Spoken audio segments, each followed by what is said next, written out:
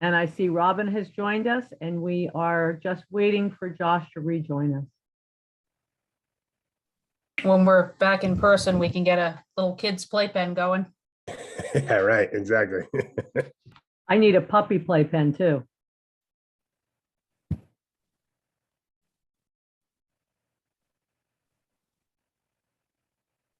My 25-year-old would object to being placed in the playpen, but we can give it a shot.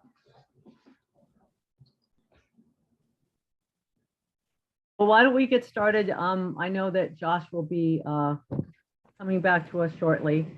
Good evening, everyone. Tonight is a work session of the South Kingstown Planning Board. The date is Tuesday, March 8, 2022. The time is 7:01. There he is. Hello, Josh. Welcome back. Our next agenda item is roll call. Paul Jordan, Here. Peter DeStefano, Here. Susan Axelrod, Here. Robin Pothier, Here. Josh Daly. Here. Joe Murphy is absent and Maria Mack is here. On our agenda item, Jamie has asked that we move item D before C. So let's begin with that. Referral from the Town Council on proposed legislation relating to the prohibition of single-family zoning. This is a Senate bill. It's 2340. And for some background for folks who may not have been listening in on the goings on at the State House, there was a House bill, which was 6638, which has been withdrawn. So the council has asked us to take a look at this. The text was sent to board members. And we additionally have an email that we received this afternoon from a member of the zoning board voicing his concerns with this legislation as well. So Jamie or Jay, do you want to start with this? You want to give a brief summary? We were actually discussing that this afternoon, Madam Chair, and I think Brian, you want to pick this one up and run with it? Yeah, I described it as a word salad and a dumpster fire. I wouldn't even know where to start picking this apart. It is flawed textually, it's flawed conceptually, it's just a mess. You know, thanks, Brian. That's a great description. There are a lot of bills going on right now that have been submitted to the General Assembly, and many of them, in the name of affordable housing, seek to remove home rule from communities to develop their plans, to utilize their zoning ordinance, to follow along with what they have in their comprehensive plans. And this is one of them. I am aware that at least two communities, I believe the city of Woonsocket, as well as Burrillville, have submitted letters in opposition to this. And I believe that this was sent to us by our town council so that we could give them direction in terms of a response. Does anyone, oh, go ahead, Paul. Yeah, I just have a question, Brian, and I don't know if you know the answer, but on page 2, they talk about the urban growth boundary. But I just looking through this quickly, I couldn't see that that was defined anywhere. And I know that statewide planning has an urban services boundary that I pulled up and looked at on a map. And I just don't know if that's what they're talking about or if they're talking about defining something new. We don't know.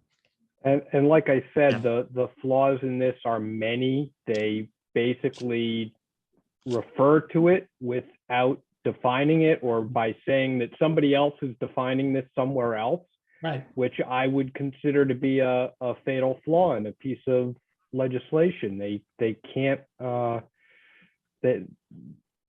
they can't shop that work out. They have to provide a definition for that boundary line. Yep. Other Madam thoughts on Chair, this? to Go ahead, Jamie.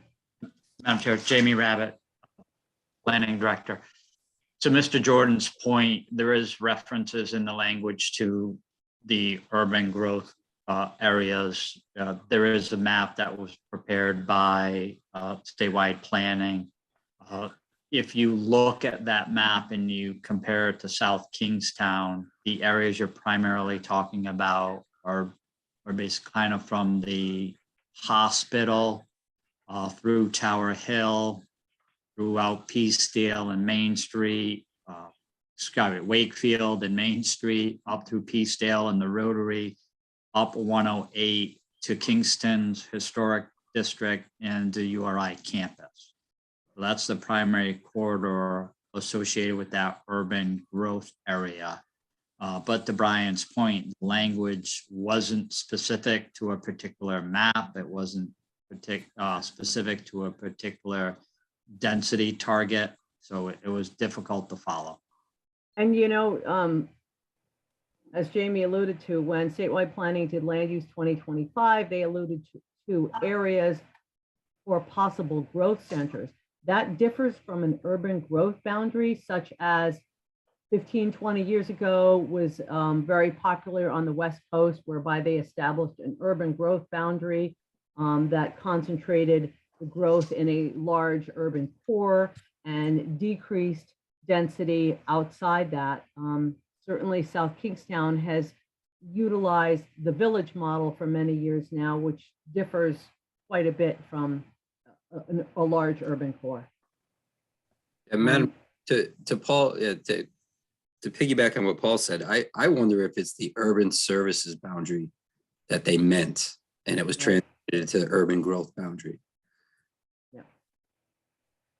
I'm hoping that with the board's approval, we could ask staff to create a response to this to be forwarded to the town council so that they could send in a response as appropriate.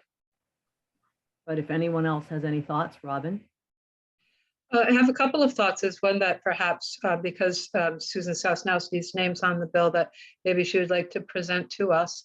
But the first thing that came to my mind was, in terms of population, are we actually included in this group? Can we not subtract out our URI population? Like how I don't know how that would work for us, but do we really belong in this group? With regards to the language in the bill was towns greater than 20,000. URI potentially accounts for between 5,000 and 6,000, puts our population a little over 30. So even if you excluded URI, you're still over the 20,000 person trigger mechanism. What the legislation doesn't calculate is population density. So just because you have a higher population, you are the second largest community in Rhode Island. So your population density is very different than even a smaller town with less population, but also less land area. To me, there should be a. Jamie, how do you get that URI number? Like I saw, like in 2017, URI was saying they had 18,000 students. 18,000 students who commute daily. It's only their residential population. There are not Okay. 18,000 students living on campus. So that's just on campus living? It accounts for their student population on campus. All right, so that doesn't knock us down enough. Too bad. Well, I can say that in the town of Burrillville's letter, they mentioned the threshold of 20,000 being absurd, that it's arbitrary in nature. And they go on to say that both the House bill that was withdrawn and the Senate bill preempt comprehensive plans and planning and usurp local zoning control and decisions under the flawed charade of solving an affordable housing problem. And I think that sentiment is echoed in some of the other communications from cities and towns. That again, you know, and this is a common theme, and I'd be happy to, when we get to one of other agenda items, bring up some of the other bills that are out there, but local governance, local control, it shouldn't be up to the state to make decisions for us in terms of zoning, comprehensive planning, and so on.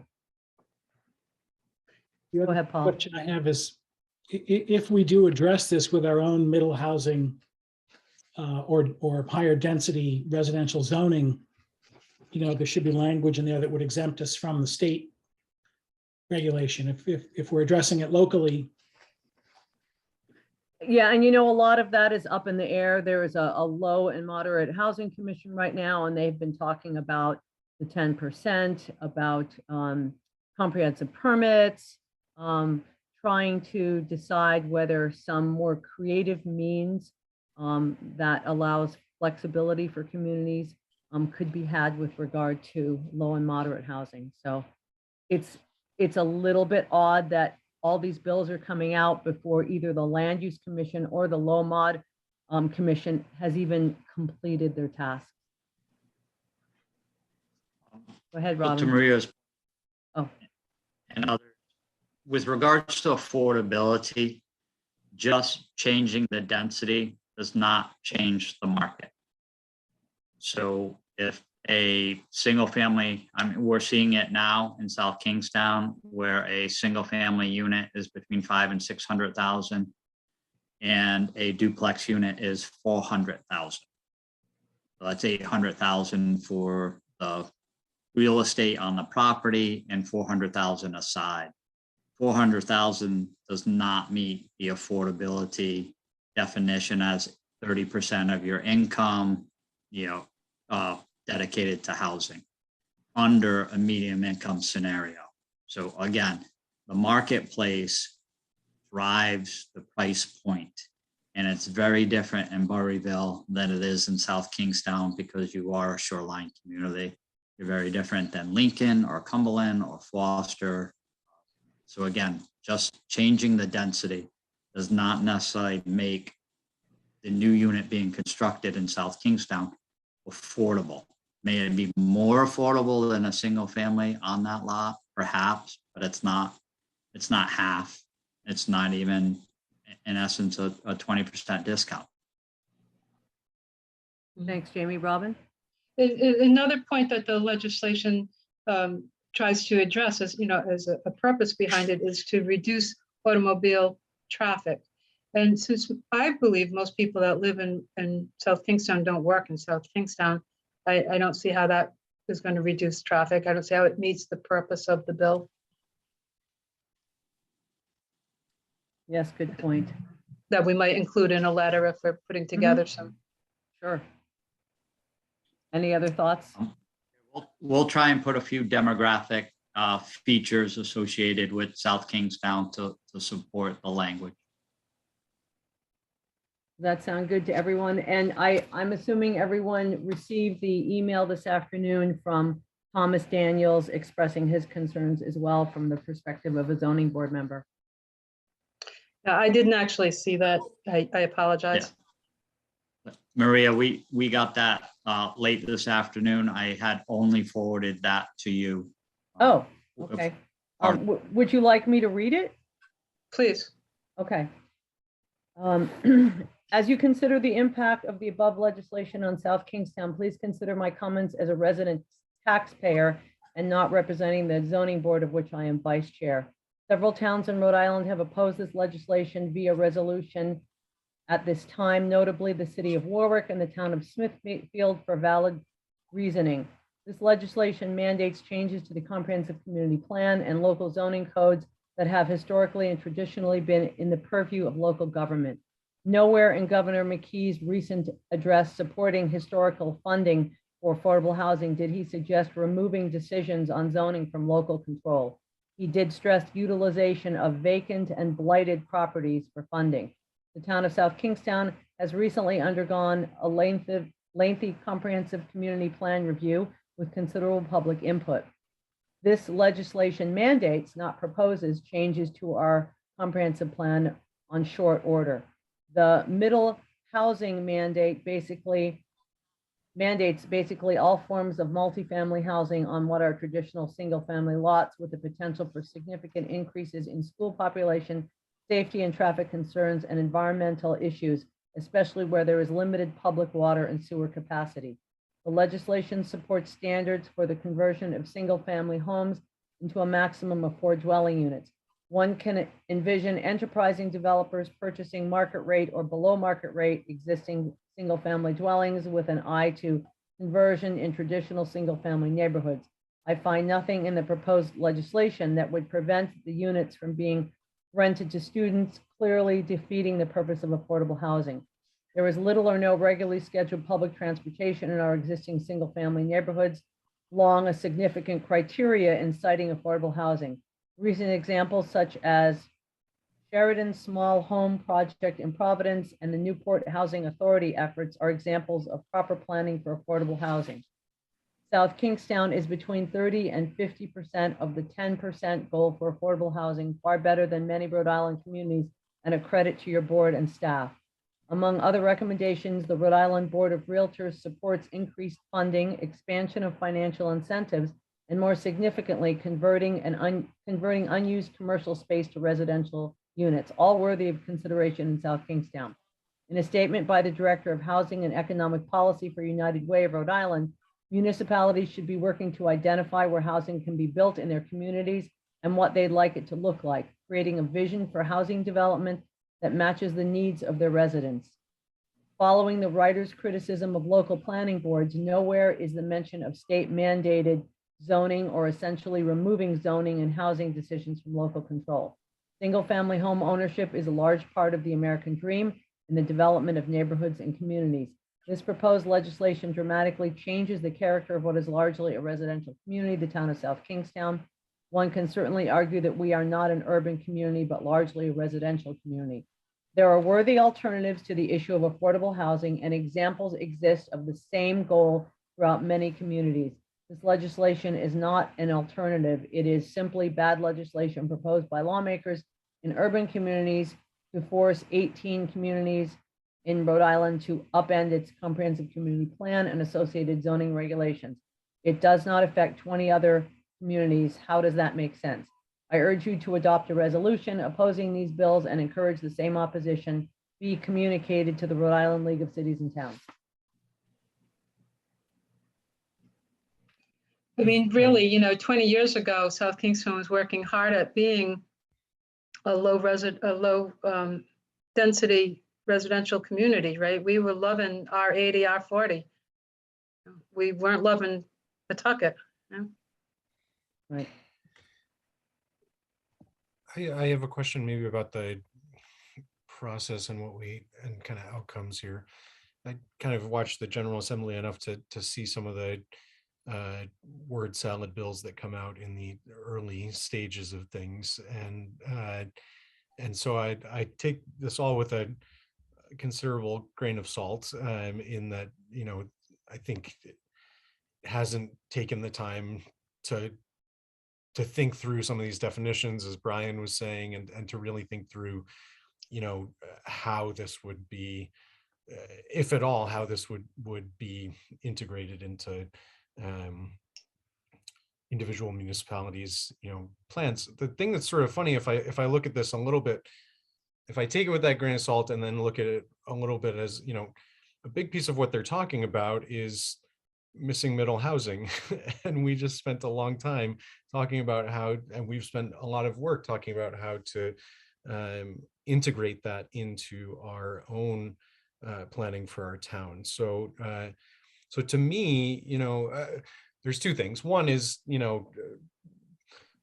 we're long from seeing whether this sausage actually even gets made in the General Assembly around this bill, right? It may die well before it gets anywhere. But to me, I think Paul was alluding to this. We've got things that we've already been working towards in terms of what you might call density. For sure, people might balk at that or cringe at that in town, but density in particular areas where it makes sense. So maybe I think Paul was suggesting looking for some language to exempt a town that is, or a municipality that is actively, doing that kind of planning. Because I think, if I look at it and try and see the best of what they're trying to do here, I think it's a poorly put together bill to try to get at some similar things that we've been talking about. Yes, good point. And many of the bills that have come up have been from an urban perspective, and they don't necessarily reflect the fact that we have a cottage zoning ordinance, that we've done work with the accessory dwelling units. There are a couple of ADU bills out there that are all over the place also. So yeah, it's very prescriptive, and we really do have to have enough authority to attempt to improve missing middle housing and to determine our own future. I'd like to ask a question. I'd like to understand the process. I read the letter that Woonsocket sent in. If we write a similar letter, what's that process? Are we just raising our voices that we don't like it? Or if enough towns protest, will it go away? Because, what is the benefit of sending a letter, and how does that affect the process of passing legislation in the state?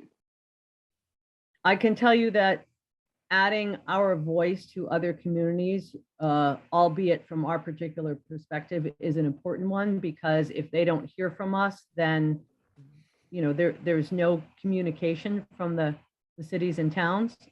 So it's important that we are very clear about where we think that, or why we think this legislation is inappropriate.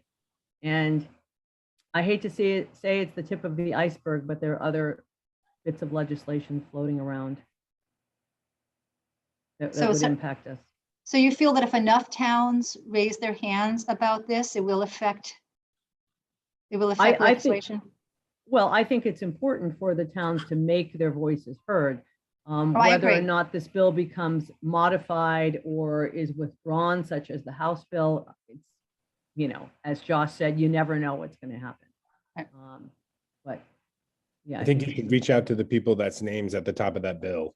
That would be probably really powerful. yes, and one of them is our own local senator, who I actually did reach out to, who I think put her name on this bill so that there would be a conversation. She admittedly had not spoken with either the town council, the town manager, or the planning staff. So that said, is everyone in agreement that the planning staff should write a letter that can be forwarded to the town council? Yes. Yes, very good. Amy, do you think we need a vote on this, or can we just ask Jamie and staff to write I a think letter? a vote would carry more weight, make it more formal. Would someone like to make that motion then? I'll make a motion that we propose to write a letter to present to the town council. We have a motion from Robin. Do we have a second? Second from Paul. Is there further discussion? Question, Yes. for staff and for the board, are you directing staff to present a letter that you will see again at a future work session that will then be sent to the council? I think the idea is that the council would like an answer from us as soon as possible. Right, that's what I thought too. So then, Right. you're gonna give staff discretion to summarize your conversation tonight and get that letter to the council so they can get the ball rolling. Yes. Sure. And Brian summarized it rather well, but I'm sure the language would be a little more planning speak in nature. I'm glad he said that, because I tried reading it. I got like 3 pages in and quit. It's like, what? I guess I I'd like, wondered whether the Will person be- who I wondered whether the person who wrote it had actually ever tried to write a bill before. That was my gut reaction. You never know. Madam Chair, we will make sure that the language is appropriate. and so that the town council could just adopt it as their letter to be forwarded to the state. Thank you. Thank you, Jamie. I know, Jamie, you'll send that to us as well, just for the record. Yes, Jamie, did you hear that? You would send that to us as well, so we have it for our records. Yes, absolutely. Yep. Excellent, thank you. I just also would like to underscore again, as much as I agree that this is word salad and it's a mess and it deserves to be critiqued in that way. I just also want to underscore the things that we can positively say that we are doing as a town, looking at missing middle housing, looking at, so anyway, I just want to underscore that because I So know. true, Josh, absolutely, yes. Yeah, we need that list ready. Yeah, that's important. Brian? I just want to note that while I have sort of made fun of what came out of the process here, the objective that they're trying to get to is laudable. I agree a lot with what Josh said. The fact that this board has spent such a considerable amount of time working on these issues highlights the problem in this bill, because it is overly simplistic and does not spend enough time considering the totality of the problem.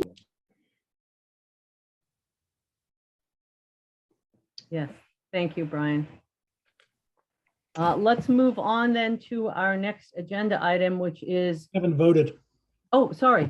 All those in favor say aye, and raise your Aye. hands, please. Aye. Motion carries, thank you. So eager to get to Jamie's very special work project with his Excel spreadsheet. Thank you, Go ahead, Madam Chair. Jamie. We will try and make it special as possible, given the scenario of Zoom. Sessions like this are all much better in person. Thank you to the board members who responded. We still have 2 members who I would like to get responses from. You potentially realize who you are. But my goal is to go through the 5 responses that we have tonight. I would ask the 2 individuals to please send in their responses. And then when we meet in person a month from now, we'll try and make it as realistic as possible and talk about the financial ramifications of a work program. And I spoke with Maria. I've done exercises as a planner before. Well, everybody in essence will get a budget, in essence, money, and you will have to decide where to spend that money. And your money is not unlimited. And you can choose to put, if we give everybody $100 and you really think that complete streets is the most important thing to you, you can put your $100 in that box, but is anybody else doing it? And if you have 10 items you think are important, I won't let you put $10 in each box, because you'll have a 50, a 20, a couple of 10s, and a few 5s. So you will have to pick an important item and then distribute your money appropriately. And it's kind of a fun exercise, and we give the results immediately after the money's counted. So Jay And or in defense, before money he, guys. in defense of those who may not have sent anything in, I did, when I spoke with Jamie, I said, some of these things, me looking at them, belong together. And some of these things aren't necessarily work program items. They are things that might be asked of the board in the future, but things over which we don't necessarily have jurisdiction. So there was some confusion. Maria, you make a good point. Maria makes a very valid point there.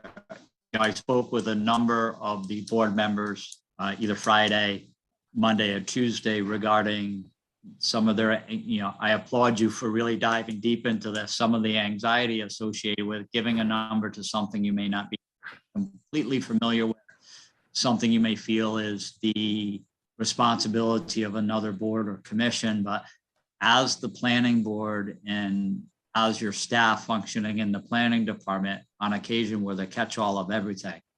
So if there are important things on the community-wide basis, which the things that are on the work program came out of discussions from the board, But when you have to start evaluating them and prioritizing them, you start to realize that some of the things are important, but they may not be yours to deal with in their entirety. So with that, if you give me a second, I will I'll share my screen.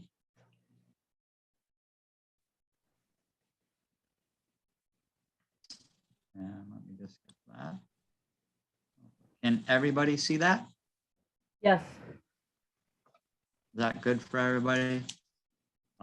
I was just trying to blow it up earlier. So what you will see at the very top of this is I assigned everyone a number.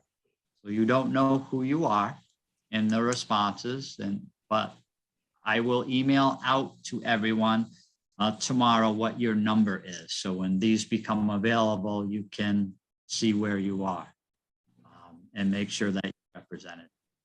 So as you look across, there are, give everybody an opportunity to look at this, but I'll walk through them with regards to design guidelines, 1s, 2s, and 3s, stormwater management regulations.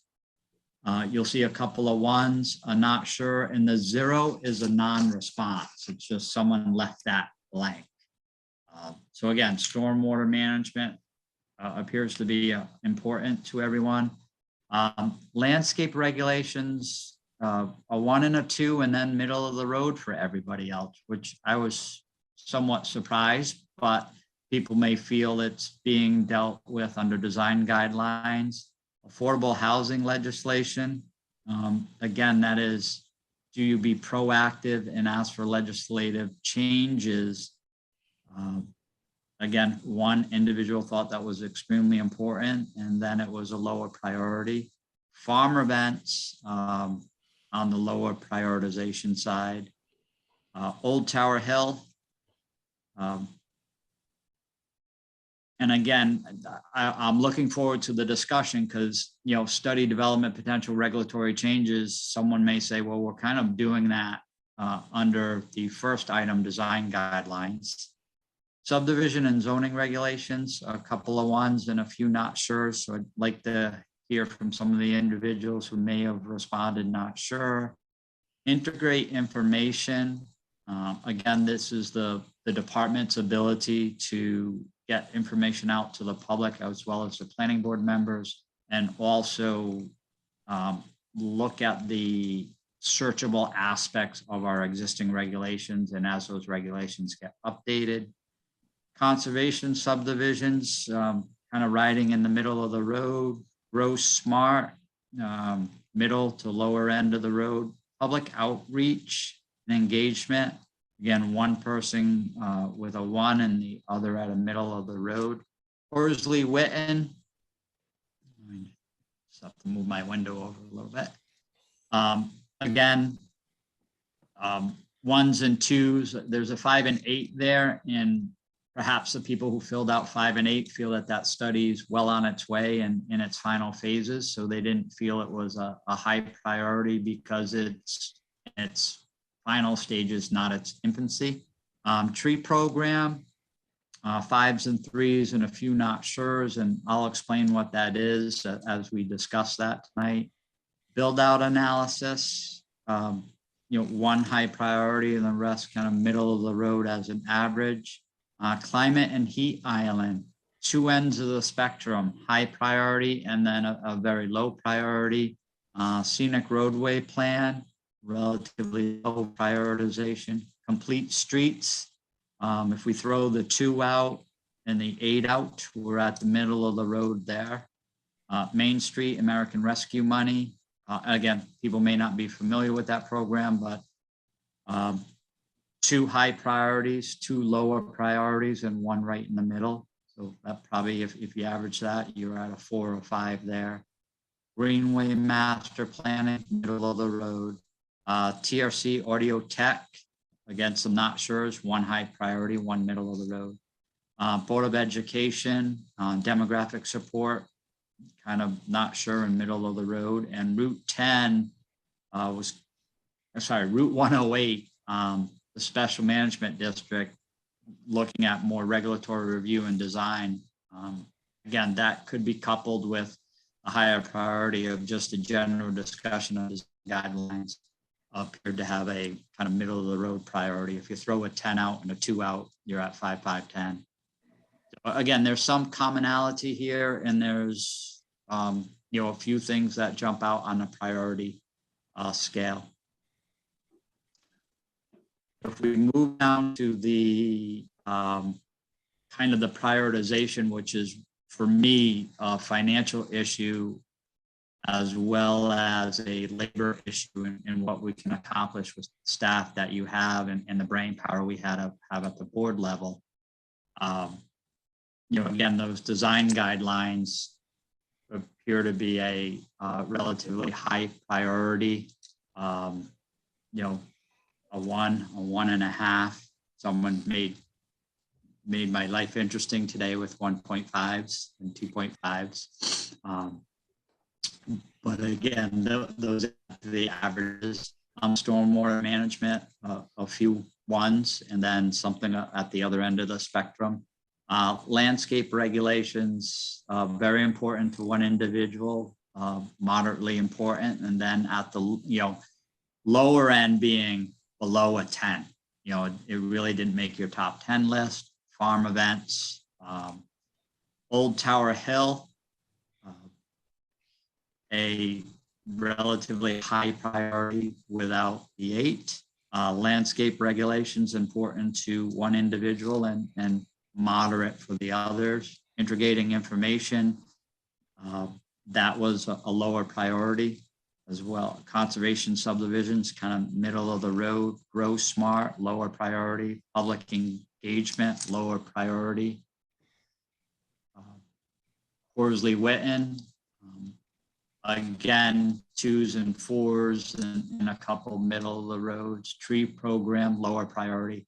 Build out analysis, if you throw out one of the high, you're probably below in that top 10 realm. Heat islands, above the top 10, well as scenic roadway plan. Complete streets, kind of a higher priority, but I'd put that in the design guideline standpoint. American Rescue, again, people may feel that's being dealt with by others, but 2 16s and 2 top 10s. Greenway Master Plan, again, middle of the road. TRC, audio and tech, lower priority. Board of Ed, kind of middle of the road. And then Route 108, which was interesting. The 108 on a prioritization kind of made the top 10 list, but if you look at where people prioritized that in the previous chart, it had a much lower score. But the things that jumped out to me in this quick exercise that you undertook is that design guidelines, architectural standards are at the forefront of the regulatory review aspect. And again, that's probably coupled with looking at specific to Old Tower Hill, changes in the subdivision regulations and inconsistencies, high priority for 2 individuals, middle of the road, made the top 50% for the others. I will stop talking for a moment and open it up to any comments that people may have. And what I'll do is I'll go back, Maria, if it's okay, to the first slide. Sure. And, Jamie, I think that perhaps some of the confusion or difficulty in assigning priorities may have been the fact that some of these items we haven't discussed enough to understand why they may be relevant for the planning board or within the planning board's jurisdiction. So, like the audio tech, I noticed that had 3 NSs. We think that's something that's within the IT department, that's not necessarily within our purview. So I think things like that, or things that mentally we feel might be combined with another. To me, stormwater management goes with design guidelines and landscaping. They're all in the same sort of bucket, if you will. But again, I don't know how everyone else thought. So comments from people, this is a good opportunity and a good exercise. Robin? So I hadn't found time to look at this, so this is probably a silly question, but what is the difference between exercise 1 and 2 other than the range of rating? It's a good question, and you're not the only one who asked that. The intent for exercise 1 was to rate items 1 through 10 on what you felt was important, where you could rate everything a 1 if you thought all of these items were important. In exercise 2, we were trying to get you to prioritize those. If we had, again, limited financial resources, limited hours that we can work on these things, what do you feel is the most important? You know, if we had $100,000 and 1,000 staff hours, what would you want to tackle first? And what project on this list would you tackle last? So, you know, first thing you do, second thing you do, third thing you do, fourth thing you do, and then, you know, 21, 22, those were the least important things to you in a prioritization of all of the subject matter from 1 to 20. Okay, that So helped a little. if I can go down to a slide, if you look at respondent 5, design guidelines were the most important. Old Tower Hill was the second most important. The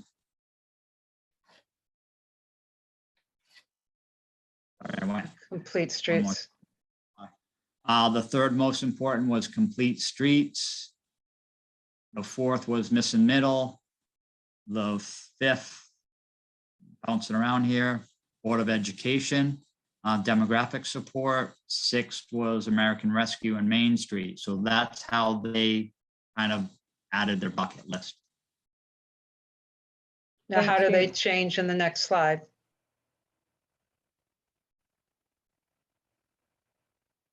All right.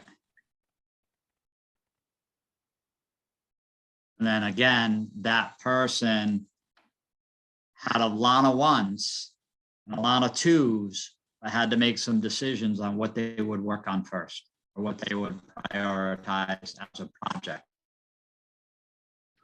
Okay. Yeah. All right. Thanks, Jamie. Paul, go ahead. Yeah, I can't remember how I rank these. I know I've got my spreadsheet here somewhere. But I think something like complete streets, where we really start to look at other ways of getting around town, making connections that are attractive for biking, for pedestrians, go a long way toward defining what the town is going to look like, how it functions. You know, that we're not always in a position of trying to figure out how to add more traffic to the roadways. I thought that one was really important. I think the stormwater, you know, stormwater comes up in every single development project that we talk about. We know that we're going to see more storms, greater frequency of storms. You know, and maybe we can't because of the DM regulations, but if there's a way to start doing design standards for, you know, something greater than the 100-year storm, I think will take us a long way. Old Tower Hill Road, you know, it's a gateway into town, and right now it looks awful. It's also a huge stormwater issue by itself. And the other thing that I just noted here was the build out analysis, particularly in light of accessory dwelling units and cottage zoning, you know, to really get a handle on where, you know, through zoning, where we can either change zoning or have more opportunity to really put a finger on where we can do housing development and infill development, that kind of thing. I mean, it's hard to go through these and say what, you know, what do I think is important and what's not. And so it is a good exercise. I would say the heat islands issue, I think is a much bigger issue for the urban communities, Warwick, Pawtucket, Providence, Central Falls. I mean, they have huge problems now with heat islands. I've done analysis with the health department and seen what that looks like. Again, Peacedale, Wakefield, it might be an issue. I don't think it's the same sort of issue that it is elsewhere in the state, though. Thanks, Paul. Susan?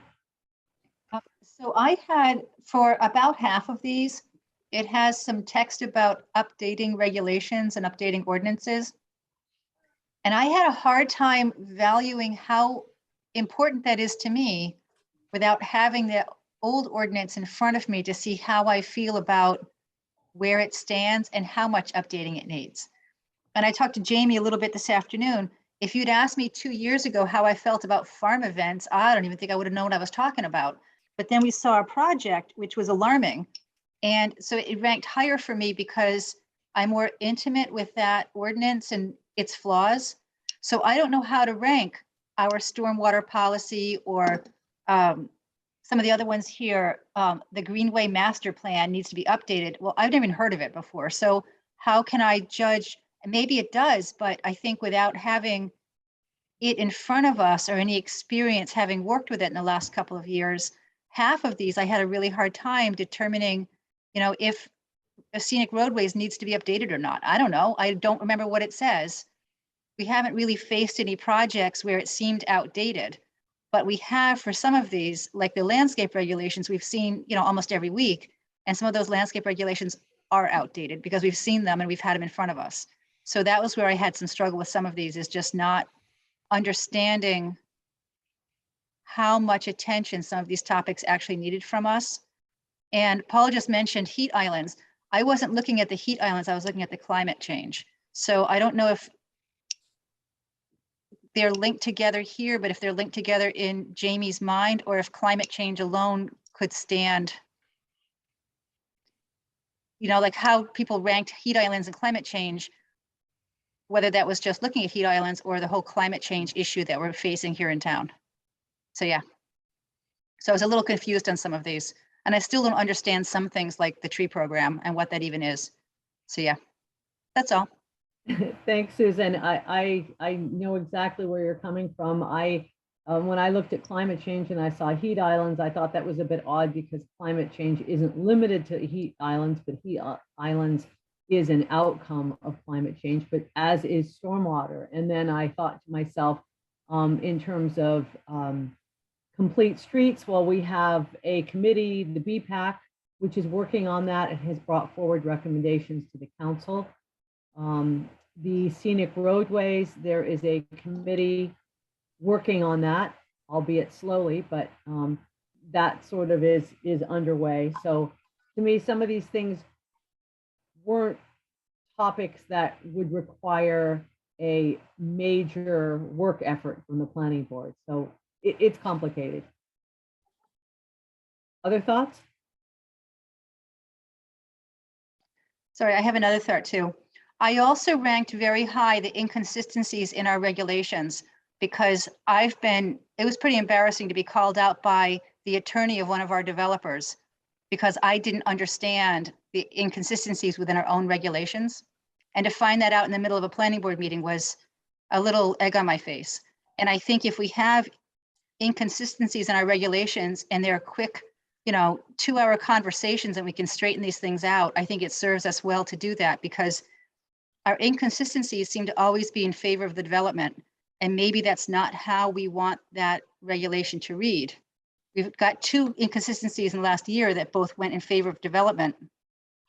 And if that's the way it should go, that's fine, but we shouldn't get caught with an inconsistency and therefore be on the losing side of that argument. So I ranked that high because fixing inconsistencies seems really easy to do. Pick one, or the middle road. Yeah, that's all. Thanks, Susan. Anyone else? Yeah, I mean, I had one about the public engagement outreach. I guess I didn't really read all the little print, but I thought it was more about how we manage that during a meeting and how can we be more efficient in a meeting, managing public comment and not talking about the same thing for 2 hours, take that information and be able to streamline these meetings so we can get more done. Thanks. Yeah, I mean, looking at the different, the different topics, unless we've really had a conversation so that we all understand what it means, I think it was a little tricky. Jamie, at least there wasn't a topic that had NS under all of the numbers, right? And there very well could have been. from the conversation and even comments that Susan has made tonight about things that she may not be familiar with, that isn't necessarily a bad thing. That means they're not on your radar. They haven't been controversial. They're not tying your hands as it relates to your ability to process land use applications before you.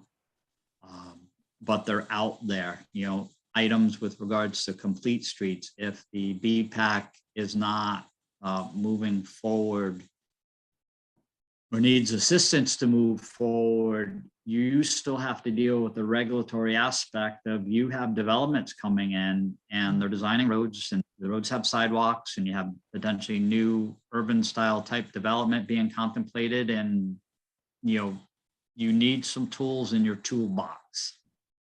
To Paul Jordan's point with regards to stormwater management, you may not be able to adopt a stricter standard than what the state has, but you may be able to have design guidelines that steer a developer and their design team in a certain manner to what type of stormwater treatments you would like to see. In most instances, and I talked to a few board members about this, the first thing the engineers do is draw a rectangle, and that's the detention basin. If you had design guidelines, you may ask them to incorporate that as a topographic feature so it disappears in the landscape of the development. And that could be a design guideline, where in essence, you don't allow square rectangular detention basins. They have to be irregular in shape and built into the landscape so that when they're dry, in essence, they're mowed and they don't look like what they function as. So again, you may not be able to go to a 200-year storm or have a factor for climate change incorporated to the drainage, calculations, but you may be able to influence how a development appears.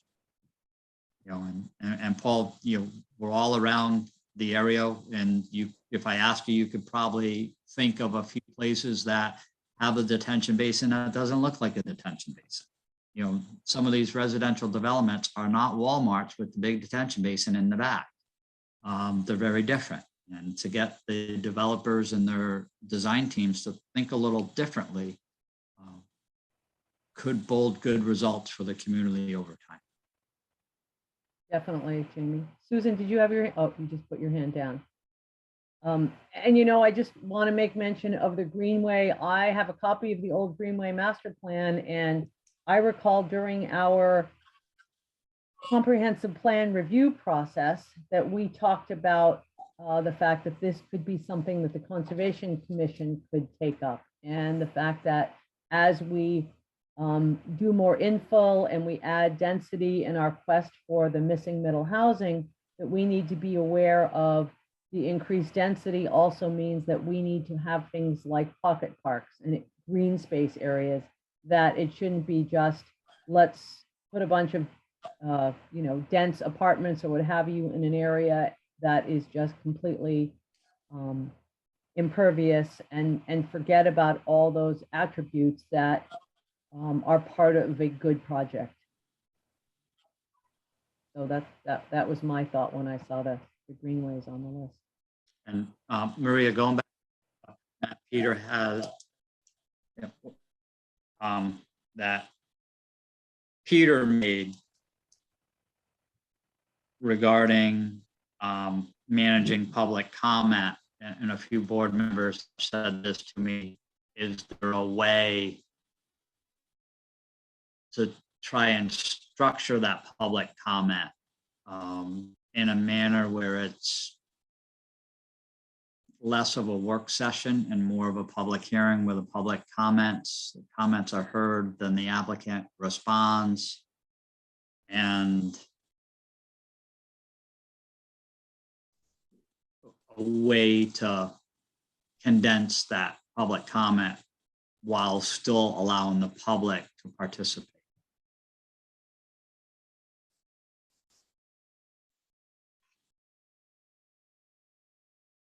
I haven't said too much so far, but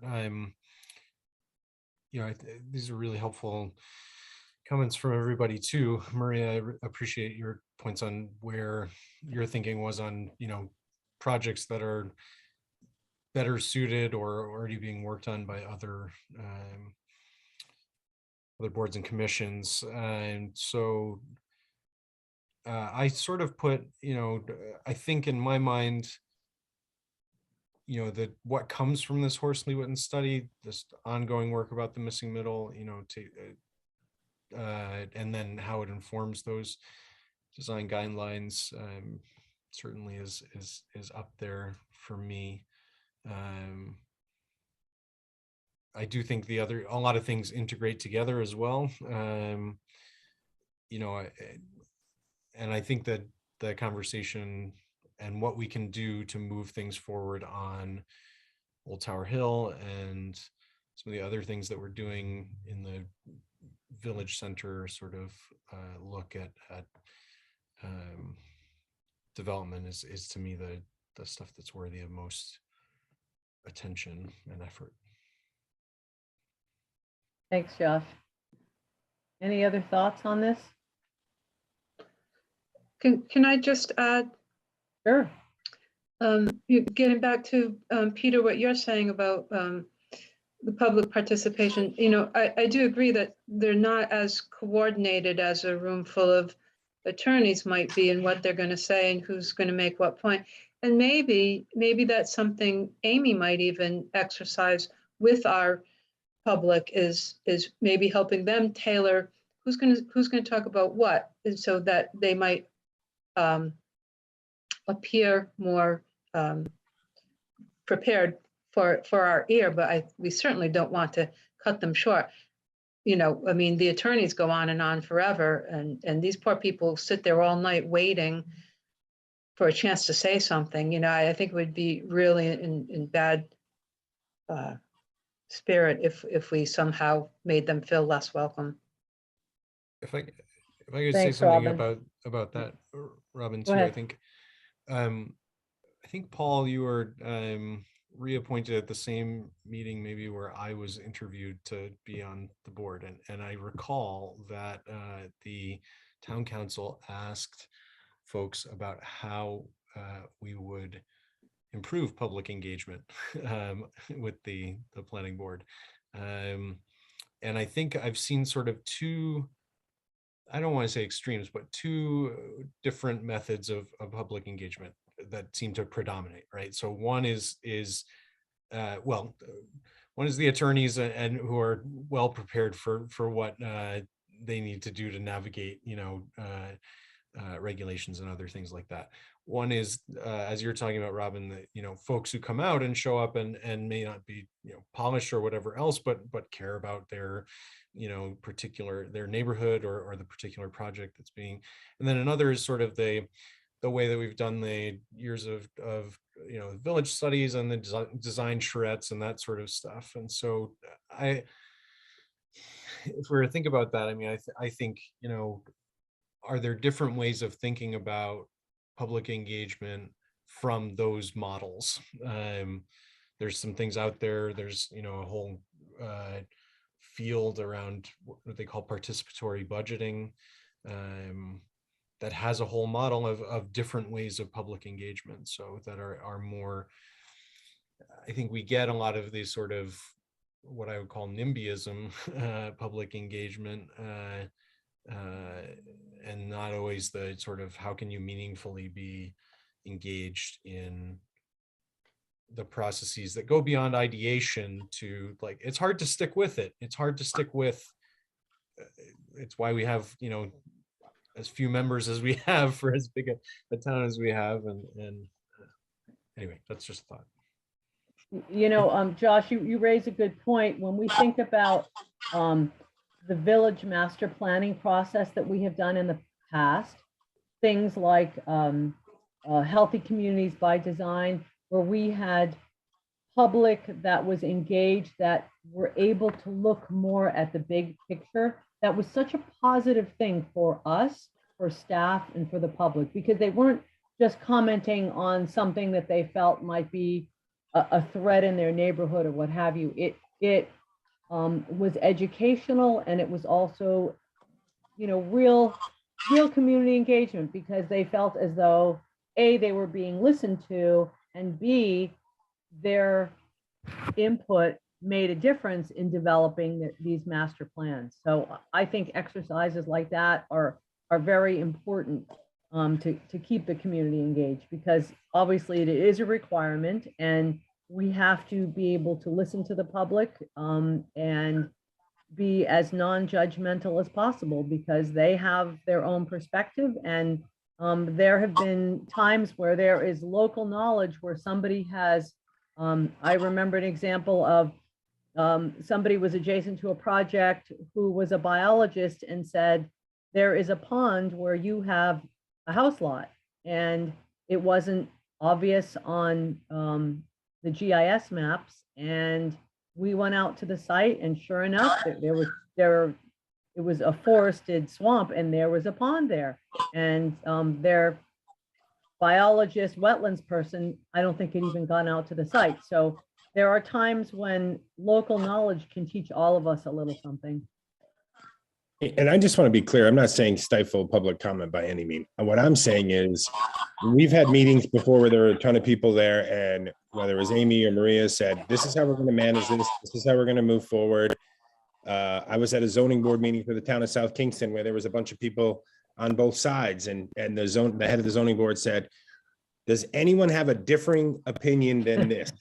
We don't need 14 people to stand up and say the drainage runs off onto our development. I think that's clear. Does anyone have something besides drainage that they want to address? Because this board handles that really well. So I think maybe talking about that in front of a heated debate, conversation, something coming up, is to say, here are some ways that can be productive. Because what happens is we talk about drainage or things for 4 hours or 3 hours, and then it's 11:30, and then the 7 of us have to make a really educated decision on something that we may or not be half asleep on. So I'm just talking about meeting efficiency, and that's just one piece of it. That's all.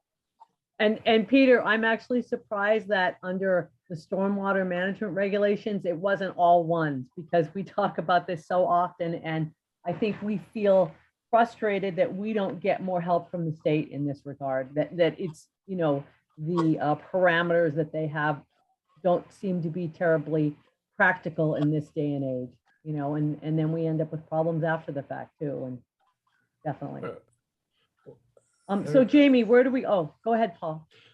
I just want to follow up on what Peter said. I wonder if there isn't a way, when somebody gets up and speaks to an issue, to maybe for you, Maria, or Jamie, to kind of restate what someone has said, and then do a quick straw poll. Look, if I've stated this correctly, those of you that are in agreement with this position, just a show of hands, rather than coming to the microphone again, just show us by a show of hands you agree with what's been said, and maybe that's a way to speed things up and help us move along a little bit. Good That's a idea, great Paul. idea. And that'll be a lot easier in person. Yes. I don't. So Jamie, I we're- don't want to say too much about this, but because we already said a lot about it, but I want to just sort of say one last thing, which is, I think that part of the public engagement is a educational process about, like, it takes a long time to get into, even as a planning board member. And I think Paul said this when we were in that town council meeting as well, when he was reappointed. He said, even at the first year, you feel like you're just getting sort of, and so I mentioned this model of participatory budgeting, not because we're talking about budget things on our board, but because the way that they do it is there's sort of structured processes for input and ideation, but then also sort of evaluation, research, and the public can be engaged in sort of each element of that, and then also the decision making. I think a lot of times what we end up with, the public engagement that we get, is either like reactionary or sporadic, or or as Pete's saying, I think it's not redundant in a way to say that it's like, I want to encourage public engagement, but like in the most productive ways. So thinking about, like, could we map out these processes of public engagement that allow for ideation, and then also for like researching, and then also for kind of evaluation, and so to be kind of more proactive, especially as we're thinking about these bigger, more kind of proactive things that we're looking at, not just sort of the particular day-to-day things that come up and agenda items. So that I would just want to add. And Yeah, also and you know, thinking about it in those terms, we have a brochure that was developed, I don't know how many years ago, 10 years ago, that's supposed to be, this is for the public and this is our development process. I think that having something on our website that was an updated version of that, using some of the language that you see from organizations such as Strong Towns and Community Heart and Soul, would be a great way to better educate the public so that they would be less frustrated at the meetings. And it would help everybody to have a better understanding. Susan. Yeah, we talked about doing a video for that, Maria. Didn't we talk about Kayla and Chelsea? I think we did. Susan. So I think unfortunately, sometimes there's a perception from the public that we're not listening to them or we're not valuing their input, because 10 people will get up and make a big valid point, and then we vote in some way that doesn't honor all of their good points. And I think people need to be educated that we're different than, say, the town council that is swayed by a whole lot of angry neighbors, that we don't have a lot of discretion when it comes to some choices that we make. And I don't know how to fix that public perception that we are bound by some pretty rigid rules that the school committee or the town council or other agencies like that are not bound by. And so to me, it's very frustrating if there's a mob of angry people and then I have to vote against what they want. I never want it to appear that I didn't hear them, or I didn't respect what they had to say, or that I didn't understand what they had to say, but my hands were tied in another direction. And so I certainly understand trying to streamline meetings. I don't want to be there till midnight either, but I appeared before this planning board all sorts of times over the last years about projects that I felt really passionate about. And I think if folks are feeling passionate about something going on in their neighborhood or in their lives, and they come out to a meeting and they're told, if you care about your flooded basement, and we already heard about that, we don't want to hear any more about flooded basements. Or, you know, if you're all wound up and you're told you can raise your hand to show that you have a flooded basement, I don't want it to lend itself further to the notion that we really don't want to hear. We've already heard about flooded basements. We don't want to hear anymore. And I get streamlining the meetings, but I never want people who get up and come out to a meeting to feel like we are too busy or too sleepy or too, I'm sorry, I don't mean it like this. I just don't want them to feel not heard because we've already heard one person speak on that topic. If people want to express themselves, I feel like they should be, because they at least need to feel like they did something to help us understand why this is an important project to them. Maria, Go if I ahead, or- Jamie. Again, everyone's making valid points that may be subject of another work session where we look at public hearing kind of procedures. You know, Susan made some points, you make some points tonight. There is never an attempt to cut anyone off or an attempt to not listen to someone under the public comment. It's just the purpose. And, you know, I can work with the chair on, you know, maybe formalizing a paragraph that's read at the beginning of the hearing to clearly make people understand, to Susan's point, that your role is looking at an application from a regulatory standpoint. Does it or does it not meet a standard? Some of those standards are subjective, but most of those are pretty black and white, you know, the dimensional requirements. And you know, a lot of times the public doesn't understand I've been in meetings with 5 people, very contentious and loud, and 700 to 800 people in an auditorium.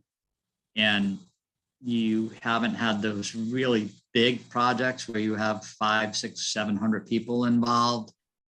But the format for that would be very difficult to follow the traditional format you're undertaking now, where someone asks a question, the applicant responds, they have another question, the applicant responds again. And really it's a discussion between the public and the applicant. It's not necessarily going through the planning board, who they're there to give comments to you. So again, I'm more than willing to continue the discussion, work with the chair, see if there's, we'll call it a middle of the road kind of tactic. I'm not a big fan of raise your hands if you agree, because in some instances that gives the public a false sense that everybody in the room raised their hand that they don't like this. And then to Susan's point, you then vote for it. And then they feel even less disingenuous because all raised their hand saying they weren't for it, and yet you approved it, and you realize you approved it because it met the regulatory requirements contained within the subdivision or zoning regulations, but they don't understand it. They just saw that 40 people in the room didn't want it. So there's middle of the road kind of tactic. There's some are tried and true methods. But again, it's something as a planning board, you need to talk through and work out a scenario. It's easy when there's 10 people in the room. It gets a little more less manageable when there's 50 in the room. And to, you know, a point Peter made, and it isn't, and Paul brought it up good. It's not that you just want someone to say, I have a drainage issue, but if a lot of times people will come up to the podium and say, I agree with the prior speaker, and I have the following 3 things to add. And then the next person comes up and says, I agree with the previous 2 speakers, and I want to make another point that I didn't hear them make, or I would like an explanation. A lot of times you'll have all the public testimony come in, and then the applicant respond. Most attorneys and engineers and surveyors, and when I'm a planner and I'm on the other side of the table, I'm writing diligent notes and already formulating responses in a very precise manner that hopefully is non-contentious. And if I hear all of the questions, sometimes I can formulate a much better answer than getting them one at a time, rapid fire. It's not a courtroom. It's not a trial. No one's on a witness stand. So again, I love the conversation. I'd like to carry it forward and work with the board on some policies. Thank you, Jamie. All good comments from everyone. Paul and then Susan. Yeah, a couple of things. I think, you know, Jamie, you've done this. I think I remembered this happening with the Matunic Fire Station, you know, reminding us exactly what it is that we're considering and where our authority is or is not on the issue. You know, what is it we're being asked to approve within the regulations and the guidelines. And I think that's always appropriate. I think it's always helpful for me. And I think it gets to that issue with the public as well. You may not like the project because you've always enjoyed this wooded area in your backyard and you don't want to see it developed, but there's not something that we're there to consider. I have a very low tolerance for the back and forth between the public and an applicant and the applicant's attorney and the applicant's engineer and their experts. I think in a particular meeting, it's larger. I think those questions have to go to the chair. The chair has to decide how or even if to pursue that. But allowing, I think, those kinds of conversations, I think really lets the meeting get away from us, and we end up, you know, going late and not being able to devote enough time to other things on the agenda. But I think at that reminder for at every public hearing, here's what you're being asked to consider, a reminder of what the rules are. And I think that goes a long way to saying to the public, you may not like it, but we are constrained in what we can and can't do here. So. Thanks, Paul. And you know, that also goes to the need for design guidelines and flexibility, because often we can better influence an outcome if we have a greater degree of flexibility, despite the fact that we are within this regulatory environment, for sure. Susan. What Paul said. Thank you, Paul. That was very eloquent and perfect. There are times that I almost feel like I want someone to stand up and say, okay, people, we cannot stop this development. They are entitled to have 15 houses on this lot. It's our job to make it as palatable to the neighborhood and the community as possible. But you stomping around and saying you don't want houses in that empty lot, we can't, that's not going to change anything because we don't have that power. And so I don't think anyone and I used to be one of those people that thought if you yelled loud enough in the back of the room, you could change the course of history. And I didn't understand until I got on the board that petitions don't matter at all when it's planning board. So I wish that people could know maybe at the beginning, you cannot affect a development going in, but let's make it as good as possible for this neighborhood. Now, however it is that's going to make it the best for the neighborhood, that's what we have the power to do, but you can't stop this from happening overall. Thanks, So, Susan. And yeah. I hope that when the public sees the thoughtful questions that come from the board and the concerns, that they realize that we are absolutely not a rubber stamp board, but that we take our jobs very seriously and we want the best possible outcome. Josh? This has been a great discussion, and I know kept it going. I wanted to kind of go back to this exercise that Jamie had us doing and thinking about what our goal is here of prioritizing our work plan. What can I ask Jamie sort of what you're thinking of as next steps from this exercise? That was going to be my next question once everybody was finished. Oh, perfect. Jamie, where do we go from here? It's all my fault because I followed up on a response that Peter had. So, again, the information that we have, both on a prioritization and ranking, I'll wait for Robin's comments to come in and Joe's comments to come in. I'll try and create results and in essence look at a top 10 list or a top 5, a middle 10 and a bottom 5. And those middle 10 may move up the list or down the list. And then at our next work session, which I believe will be in person, we can do that planning exercise of when we have these, we're still constrained by our ability, both financially and staff time, to undertake a workload that is achievable. Again, I don't want to overpromise and underdeliver. I want to, reverse those, underpromise and deliver more. But again, you as a planning board, you realize the workload we're managing on the application side. We have a couple projects in the wings like, EMS and Ministerial Road, as well as American Rescue. That has taken staff time. Stewardship committee, we were just at town council last night. I was requesting on behalf of the planning board and the committee to have access to funds in order to bring a consultant on board to help that committee along. And so we have to manage the workload. I just, from this exercise, see, maybe 5 things that are jumping out at me as higher priorities than the other 17 in the list. But we'll continue to talk about that to try and hone in on that as into the next fiscal year and look at what resources are available both at the staff level and both on the financial side with our ability to bring on a consultant or consultants. Oh, thanks, Jamie. I thank everyone to be extremely thoughtful in the discussion and the exercise.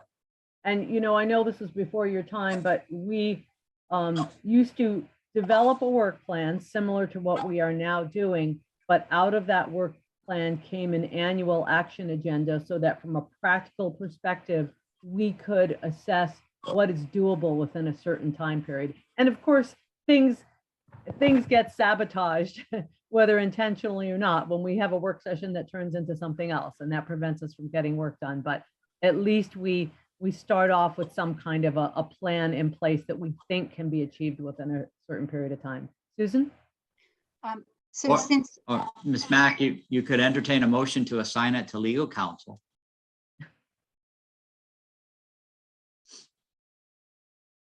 I'm sorry, was that assigning, keeping the planning board on task to legal counsel? Our priority list, Amy. The priority Priority list. list. I'm gonna have to Good. wait till Mike comes back from Aruba for that one. Susan, go ahead. sorry, so Jamie just mentioned that we're going to be back in person. And I know the town council is struggling with the balance between being in person and being remote and people who don't feel comfortable coming out to meetings. And one of the items on this task list was audio tech.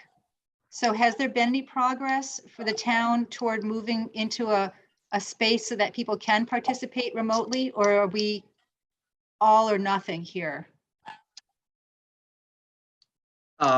Again, and Amy, as counsel can correct me, my understanding is the executive order that the governor had signed an extension on is up on March 19th.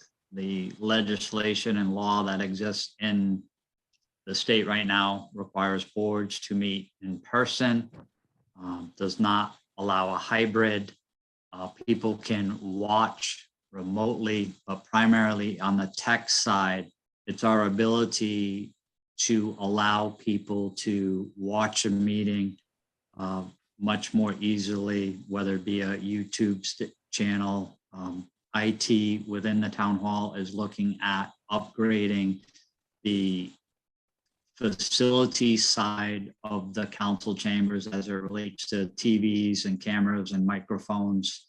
We have difficulty even doing meeting minutes when the people lean back from the microphone and you lose the audio completely.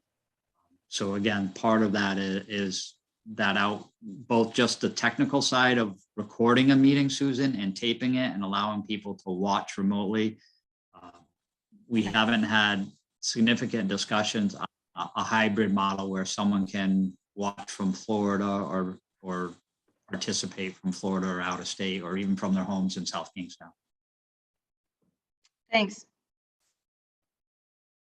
Thanks. If there are no other comments, let's move on to our next agenda item, which is update on other proposed legislation related to local planning and zoning regulations. Jamie, do you want to start, or do you want me to go through my list that I've got? Maria, you said you would go through your list. Okay. All right. I will turn. Over the last few legislative sessions, there have been a lot of efforts to change our process, and these piecemeal efforts have been largely from the development community without necessarily any conversations with the planners.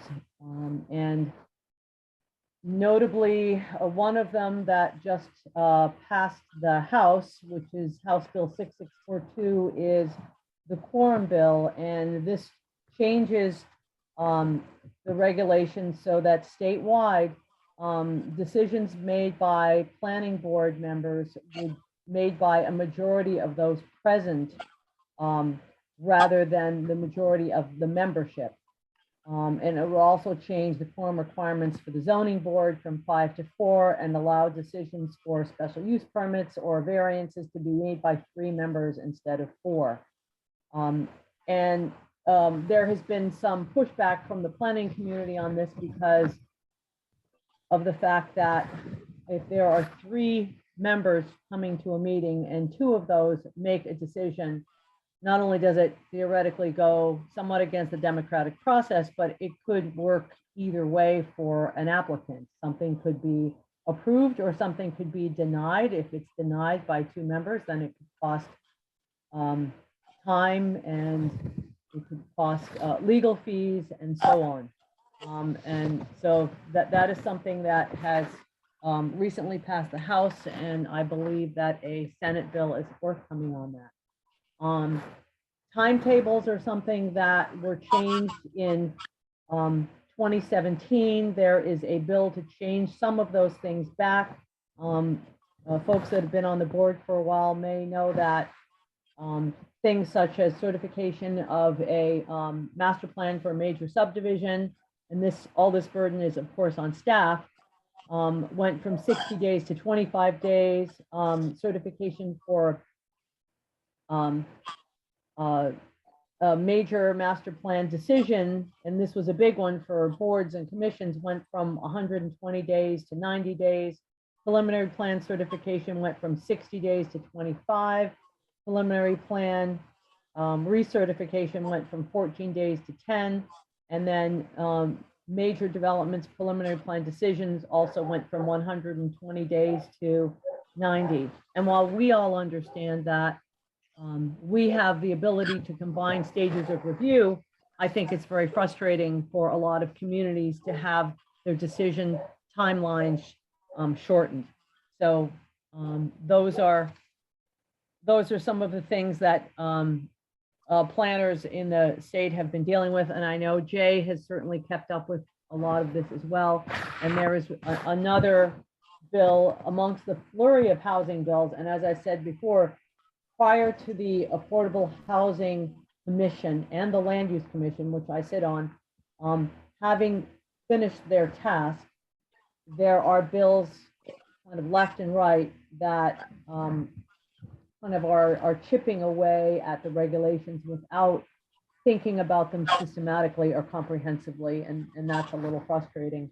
The last one that I'll mention is a bill that would affect comprehensive permits is House Bill 7949, and it would change the certification timeframe. It would not require a pre-application meeting, which we all know from experience is valuable for an applicant and for the board and for the staff, because it allows an exchange of information before an applicant has expended a lot of money in terms of engineering.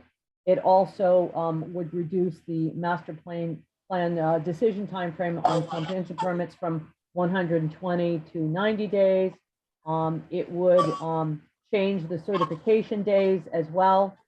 And it would impose the same quorum requirements as the quorum bill that I mentioned earlier. So just wanted everyone to be aware of these things that are going on. It's kind of crazy. And it's important that communities are aware of these changes, because otherwise we deal with the impacts after the fact. And sorry to Madam sound so depressing, but Also did Brian Go did ahead, a run Jamie. through too. Brian Wagner in our department did a run through too. I don't know, Brian, if there was anything else that you had flagged out of the legislation.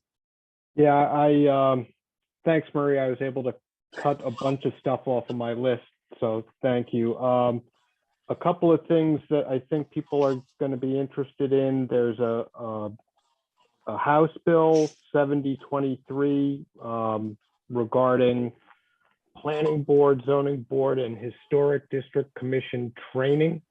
It involves setting up mandatory coursework through the Department of Administration, which there will both be introductory coursework and then regular continuing education requirements for that. The other thing people might be interested in that I didn't wade too deeply into is the recreational marijuana bill. It's over 100 pages long, but I tried to skim through it and pick up highlights that you might be interested in. One, all of the licensing is going to be done at a state level. That's not going to be municipal at all. You're still going to have the geographic zones like you do for the medical marijuana. So SK will be lumped into a geographic zone with Exeter, Narragansett, Charleston, Richmond, Hopkinton, and Westerly. Within that geographic zone, there will be 4 recreational licenses, two of which are reserved for, one's for a workers co-op and one's for an equity store, and the other two will be general. And there is also a provision in there allowing the local municipality to put it out to a general vote as to whether or not the community is going to accept licensed cannabis facilities in their community or not. Let's see. And I think Maria hit on most of the other highlights. Actually, Brian, before you move on, this is Susan. Yeah. Did it say anything about the pre-existing medical marijuana licenses and how that, are we starting from scratch with recreational, or do the medical facilities have an edge or anything? Did it say Well, anything about that? Like I said, it's a really thick bill. They definitely did mention the medical marijuana aspect of it. I was not able to spend enough time with it this afternoon to glean the detail out, but there is a discussion of that. Susan, I did read through it as well. And the language in it appears to leave it open. It almost seems like they admit they don't know how it's going to transition well with the medical. So there's considerations for both, but I think when you read it, it reads like they recognize that it's not how it's going to work.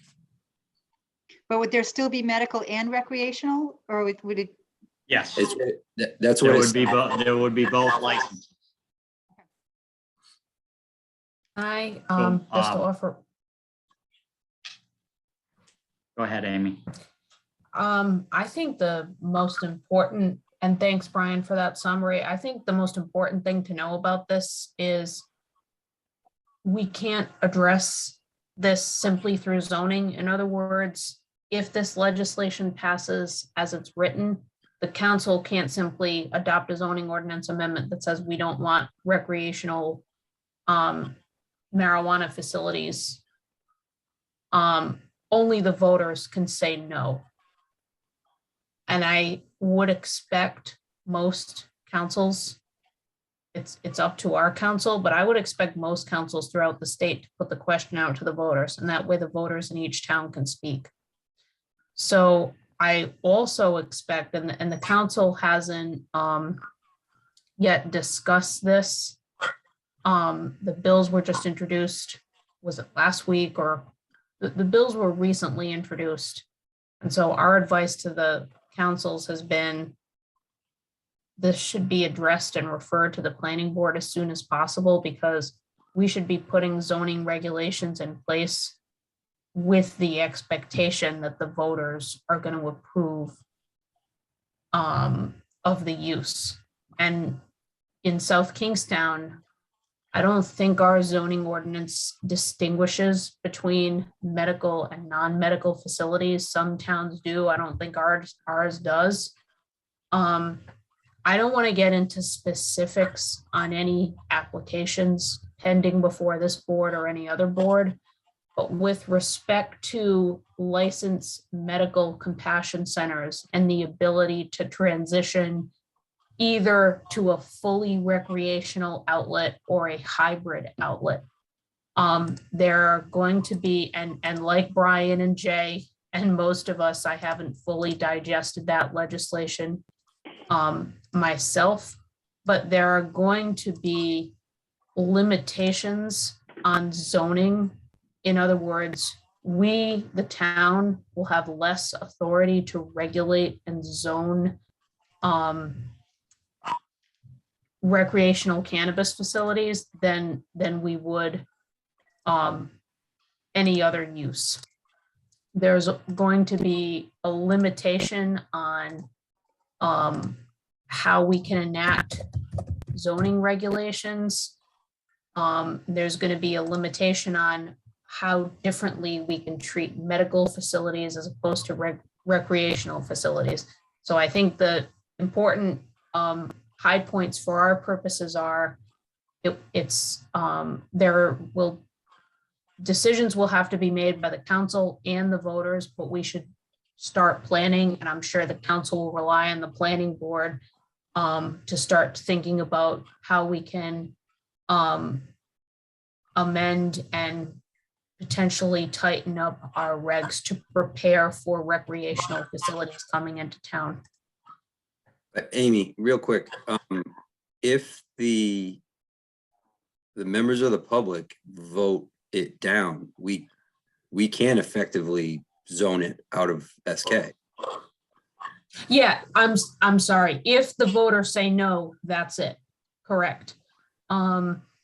And with regard to the conversion of existing or licensed compassion centers to hybrid facilities or recreational facilities, the bill specifically states that municipalities may not prevent the conversion of a licensed compassion center to an adult retail cannabis establishment.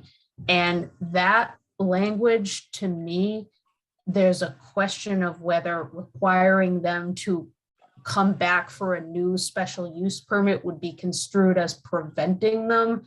I would say no, but that's not the town solicitors who have written this bill, right? This is the industry people's bill. So I know that the league is advocating to have the opt-out decision be made by the city or town legislative body versus requiring the voters to approve or deny the question. And I would hope we would get some additional clarity on how much, on the extent to which we can apply zoning regs. The only thing I want to say at this point is the bill was written to let these places proliferate, and we should assume, given that the legislation introduced in both chambers is identical and it's been in the works for months, we should assume it's going to pass more or less as written.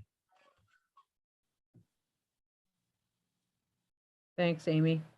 I want to ask another question here. So, sorry. Go So ahead. if they can transition from compassion center to retail, can we force them to move to a different location that's more appropriate with traffic and parking and infrastructure? Or do we need to approve a medical facility in the assumption that at that location, it might become retail if our voters approve of that, which would have different traffic and parking and infrastructure problems? Yeah, so. Amy, I can take Yeah. I can take Go a quick ahead. shot. In reading the language, Susan, it wasn't an automatic if you have, again, my reading of the language is if you have a compassion center that happens to hold a license and has been permitted through the municipality, there didn't seem to be an automatic path for that person to just ask for a recreational license and be granted by the state.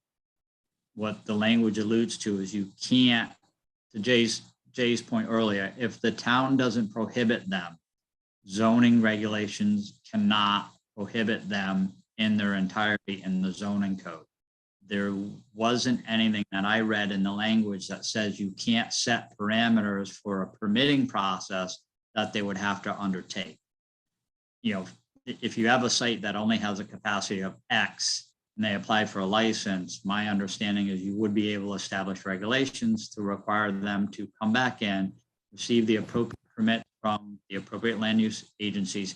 You just can't build the structure that makes it impossible for them if they can meet certain criteria. So if they can handle the traffic, you can't have an arbitrary element to your regulation that says you meet all of our standards, including traffic and public safety, but we don't want it in our town, therefore we're denying it. You have to give them a path that is potentially achievable, but again, you set the parameters. And if they can't get people in and out of their facility and it's a public health, safety, traffic issue, I believe you'll still have the ability under your zoning regulations to have some.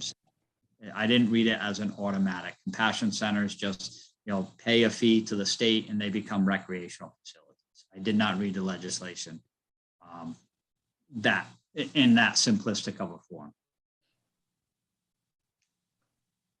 Thanks, Jamie. It's going to be interesting going forward. And I think we may think about why didn't we allow this use in some of our industrial zone sites now that we're seeing the actual mechanics of some of the applications. The only other thing I have to add, which is not legislation, but everybody should be receiving an email that has come from statewide planning. They are going to be setting up some municipal trainings. The first one is about public meetings, and that is going to be March 30th. There are subsequent ones every couple months. And the second session is about making land use decisions and this standards and crafting decisions. And that will be April 27th, June 29th, and some other dates further out. So everyone should be getting that email soon.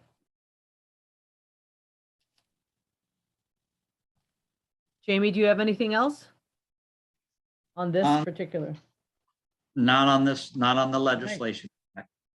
Next agenda item, update on required amendment of the subdivision and land development regulations specific to subsection C of Article 6, recording of plats and plans, changes to approved institutional master plan. Madam Chair, just a few points on this agenda item. As the board's familiar with this subject matter, you just made a recommendation to the town council to approve a text amendment associated with institutional master plans, specifically for South County Hospital.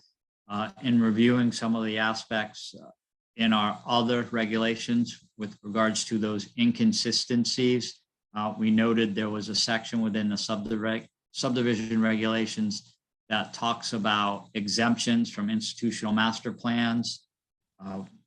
Our take on this is on the subdivision side to make a recommendation to you that that exemption process refer back to the zoning regulations where it clearly articulates how institutional master plans associated with healthcare institutions are allowed to be exempt from certain application processes. And so, Jamie, are you saying that that this require a text amendment, or that Will it's require a text amendment, yes, to our subdivision regulations. And so you can have that for us at a future work session? We would potentially work with the chair to either introduce that at a regular session or a work session. Again, it's really striking out a paragraph and saying, please refer to zoning regulations with regards to exemptions. Any questions on that? And while we're discussing subdivision regulations and things such as zoning ordinances, I know Susan brought up something earlier without being specific as far as projects. I think that it would be worthwhile for us to have a future conversation about any difficulties that we might have or inconsistencies that might prevent the board from having the flexibility that they would like to have to ensure good outcomes. That's something that we should discuss relative to the zoning ordinance and the subdivision regulations. Any thoughts on that? Is everybody in agreement that that should be discussed? Very good. Planning board liaison activities. Josh, do you have something for us? Brian, you'll have to remind me. The last meeting where we tried to, that was the one where we had the issues with the, where did Joe came to the last meeting? Is that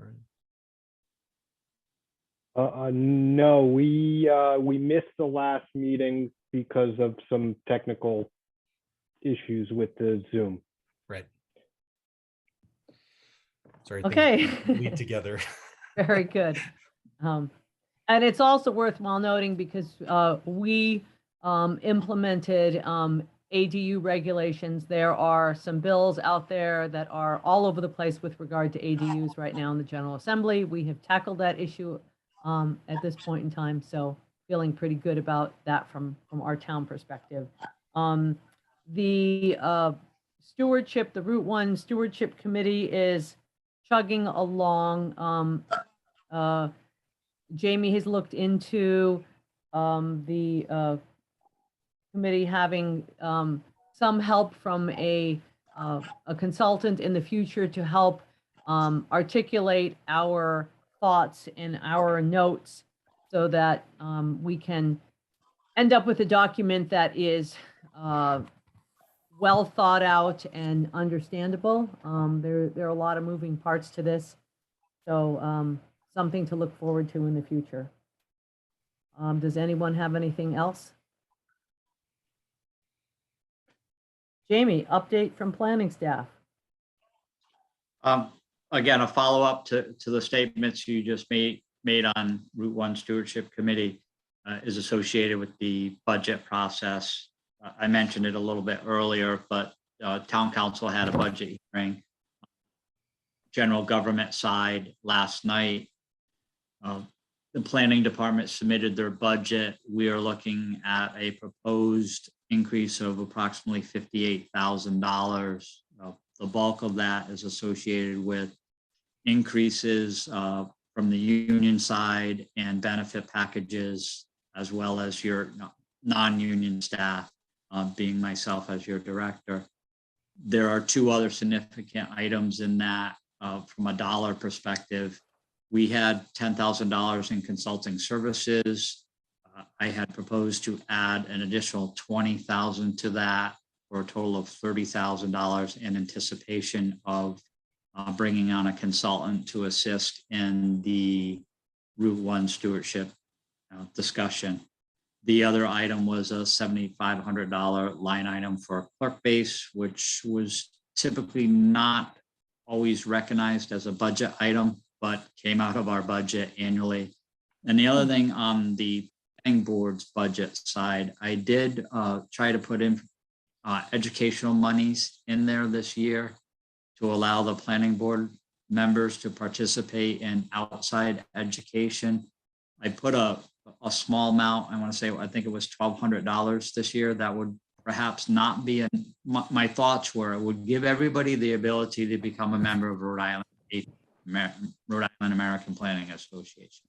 That would give you membership to that agency and access to their conference and educational resources.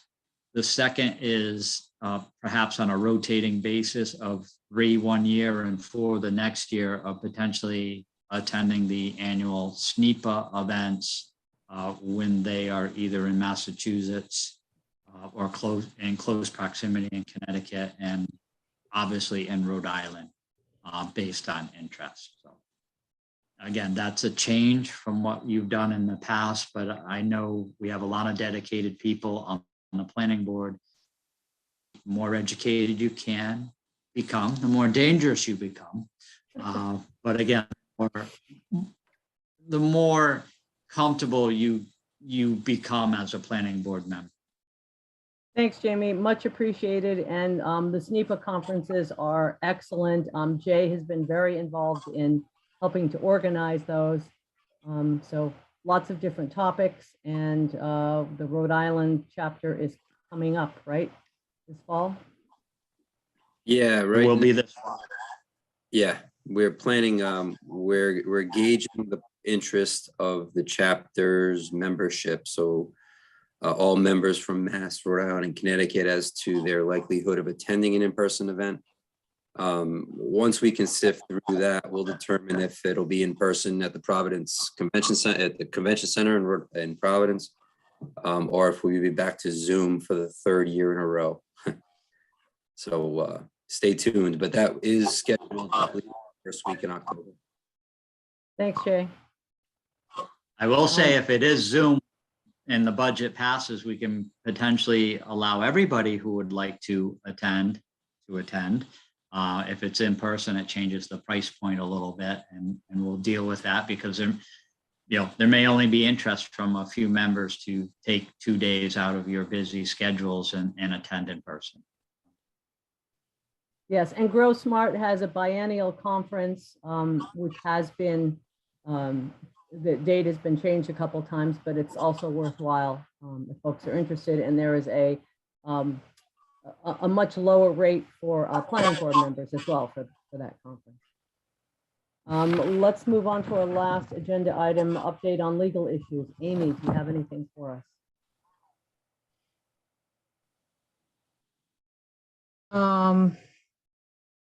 I don't think I have anything new to add, other than I think, over the next couple months, I'm gonna be working with Jamie, Jay, and Brian on what I hope will be kind of an omnibus zoning amendment, some rainy day issues, some problem areas that we've identified over the years, and eliminating the zoning ordinance provisions relating to wetland setbacks. So this summer, we can hopefully get a comprehensive list of zoning ordinance amendments before the council and hopefully get them taken care of in one fell swoop. Very good. Thank you, Amy. If there's nothing else, would someone like to make a motion to adjourn? So move, Peter, thank you. And second from Paul. Any further discussion? Hearing none, all those in favor say aye and raise your hands. Aye. Aye. Thanks, everyone. Meeting adjourned. Good night, everybody. Thank you. Night. Night. Thank you. Right, everybody.